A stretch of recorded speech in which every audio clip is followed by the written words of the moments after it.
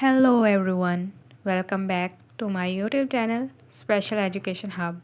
I hope you are all doing well. Today's topic is little sensitive but very important. Every child deserves quality education, but not every classroom works the same way. Let's understand the difference between special education, integrated education, and inclusive education. Special education is individualized educational instruction designed to meet the unique educational and related needs of students with disabilities. It provides learning opportunities that are not provided in standard or regular school curricula or by regular services. Its programs are designed to be appropriate for the individual student. The individualized programming that is the core of special education must be provided in settings that best meet each special student's needs. It includes related instructional services such as speech, physical and occupational therapy, and transportation services. These studies about individuals who have problems or special talents in thinking, seeing, hearing, speaking, and socializing. In other words, it is the study of individuals who are different from average persons. Special education is provided for children who are mentally challenged, learning disabled, deaf, blind, speech impaired, hearing impaired, visually impaired, multiply handicapped. Education of these individuals is based on the individual needs. It exists for the purpose of providing educational experiences to students who have not or sometimes will not profit fully from the regular classroom experiences. A major goal of special education is to enable special children to live in the most independent way possible.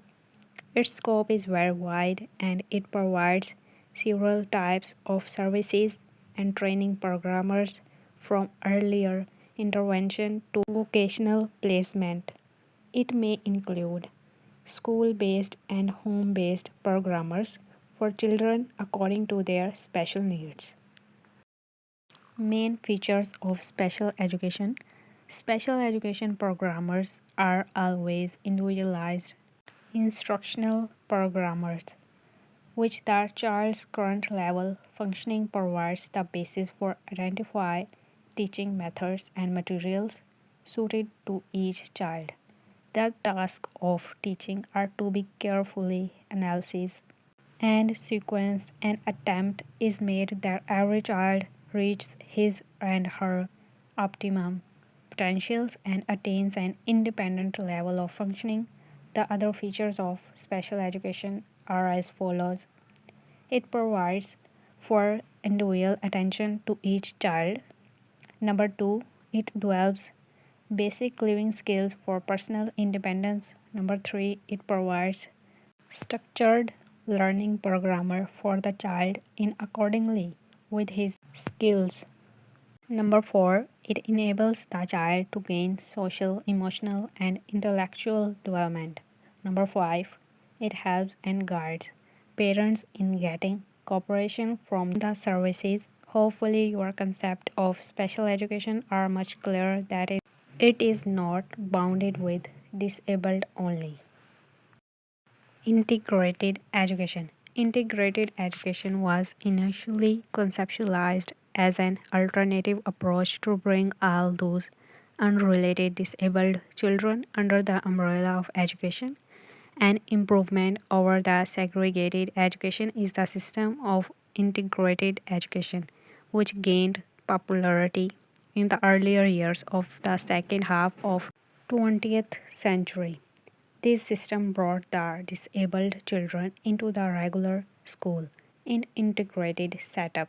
Children were being given special attention and curriculum etc according to their disability.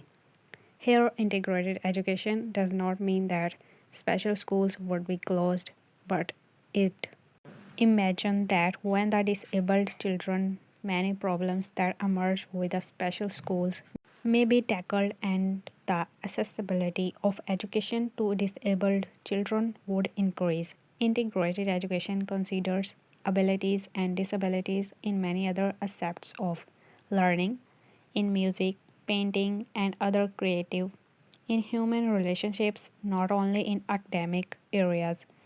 It of the abled and the disabled in a regular classroom system is the essential feature of a democratic system of education. Integration does indicate acceptance of the idea that in situational learning, children who are handicapped or different should be abandoned whenever possible in favor of special classes in regular schools. In addition, integrated education helps those children who are identified as being exceptional. There are children who are referred to as children at risk. They are not yet identified as having a disability. However, they are considered to have a high probability of developing a disability. At risk students include students who are experiencing learning, socializing, and difficulties in a regular classroom, are failing academic subjects, or are at risk of overall school failure, and thus identifies as candidates for special education services. There are four types of integration of disabled children. Number one, physical integration. Reduction of physical distance between disabled and regular children. Number two, functional integration. Reduction of functional distance between the two groups when they use different resources. Number three, social integration. Reduction in social distance between the two groups. Social distance implies lack of content and a psychological feeling cut off. The persons with disability are socially integrated if they are form part of a community with them and feel themselves to be a natural part of the group. Number 4. Societal integration refers to adults and signifies that a person with disability have as an adult the same access to resources as others, the same opportunity to influence their own situation, have a productive working role, and form part of a social community with others. The term inclusive education is more than a term. It means to welcome all children without discrimination into a regular school. The students with disabilities are placed in regular schools which provide resource room services as well as sport teacher services, both in the same location. The term inclusive education refers to the system of education, including the institutions, curriculum, teachers, and teaching and evaluation methods adopted in the regular children. It emphasized the need of mainstreaming of the persons with disabilities in the regular education for all. It has a large philosophy in the acceptance of diversity and how we deal with different children and their needs in the school system.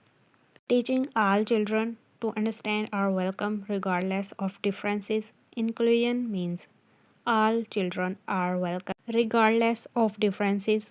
Inclusion and inclusive education do not look at the whether children are able to follow the mainstream education program but looks at the teachers and schools that can adopt educational programs to individual needs.